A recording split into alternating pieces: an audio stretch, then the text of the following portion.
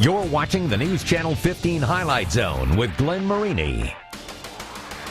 Sports coverage you can count on with the Highlight Zone starts now.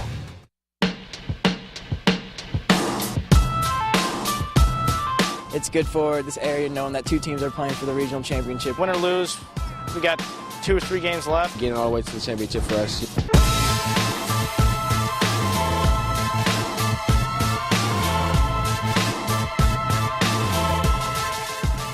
Getting funky this week. Hey, coming into the night, there were only 5, and they were all trying to stay alive. Coach and players, they strive as they all hope to make the drive down to Lucas Oil Stadium. More poets, we don't even know it. Regional championship night all across the state of Indiana. And there are a few guarantees in the game of life, but we could guarantee you at least one local team would walk away with a regional crown. That was in 4A. Joe Whalen spent the night at Zollner Stadium. He kicks off our coverage with more. Joseph? Yeah, Glenn, New Haven and Bishop Dwenger rolled through sectionals. The Saints averaging 33 points per contest. The Bulldogs over 40 per game while giving up just 21 total points. Something had to give, and tonight the whole levee caved in on one side. The NHC champs visiting Zollner Stadium for the first time since their sectional win over the Saints 2 years ago, and the Dogs came out hungry. Second play from scrimmage, Arias Vasquez bounces it to the outside, and he is gone. 67 yards to the barn, 7-zip, and you know what that calls for? Baby powder. Mike Fiacable engineers a scoring drive to answer, though, and he caps it himself from a yard out. This one is tied, and that's the start of a big night for the Saints. Oh, and Mr. Fiacable. Second quarter, Fiacable goes to the air. Quick strike to Ryan Sonater. 6 yards for 6. And the Sanctuary starting to get a little fired up. It's a 14-7 lead. Late in the half now, it's 21-7 Dwenger when Fiacable goes around the end. 9 yards for the score, dives in, but this is key. Makes it 28-7, takes an awkward fall on that left wrist, and he would come up in some serious pain. But Dwenger with a 3-score lead, their leader down for the moment. Third quarter, it's the defense's turn. New Haven driving, Van Scheer throwing, Ryan Watercutter picking. That prevents a score as he comes up with it in the end zone. Back comes Dwenger, and back comes Fiacable. Sprained wrist, no problem. 18 yards for his 4th touchdown of the night. The Saints sizzling all night long. Their 18th regional title is in the books by a 42-7 margin. I mean, I'm just playing football. I'm just having fun. Receivers are getting open, lines blocking. Running backs are getting open, doing everything. I mean, it's easy for me when that happens. We just played with a lot of heart. We limited the two-way players. That helps out a lot. We have more stamina on defense, and, we played a very good schedule, and that definitely helped out in the playoffs. The first play scared me. Did it scare you? I thought, man, that guy's fast.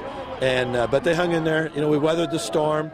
We knew they had a lot of guys playing both ways, and that may have added a little bit to our advantage. But the defense played well overall. So that sets up this matchup for next week. East Central Chicago at Dwenger. New Haven finishes the year 11-2. Saints marching on to semi-state 10-3 and counting. What a performance from the defense. They held New Haven to 33 points below their playoff scoring average. And after last season, it's good to see Mike Fiacable, who missed all of his junior season with that torn ACL, come back, win a regional title, and be such a big part of that Bishop Dwenger team, at least if you're a Saints fan. If you're a New Haven fan, you wish, well, he wasn't there. Hey, congratulations. Thank you very much, Joe. In 5A, Snyder looking for its 3rd straight regional title. Panthers hosting top-ranked Westfield. And on the first drive of the game, Westfield had the football. Nick Ferrer to Ben Lotfalian. It's a good combination, a 4-yard touchdown, and Westfield just like that, up 7-zip. And unfortunately, it would be a long night for Kurt Chipman and the Snyder faithful. Still in the first, Snyder's defense stepping up, though, the fumble. Panthers recover, but they wouldn't be able to do much with it offensively. In the second quarter, how about more from Westfield? Ferrer on the keeper from 1 yard out. They say he got in. Touchdown there, 15-zip Westfield after the 2-point conversion. Still in the second, Ferrer, Devin Reese. Great touchdown catch there from Westfield. Westfield, the Shamrocks, up 22-zip at the half, and Russ Isaacs, he didn't want to watch that. Third quarter, how about that combination again? Reese from 6 yards out, it's a touchdown. 29-0 Westfield at that point. Now 36-zip in the fourth. Snyder eventually gets on the board. Colton Painter to Alec Roy for the touchdown, but too little, too late. Snyder's season ends 36-7 to Westfield.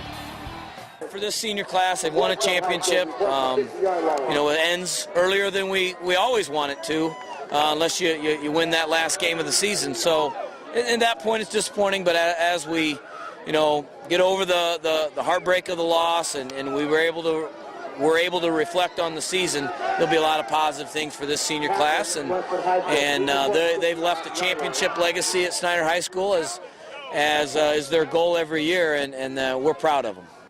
Lots to be proud of for that Snyder team. They finished the season 9-3 in their 5th year under head coach Kurt Tippmann.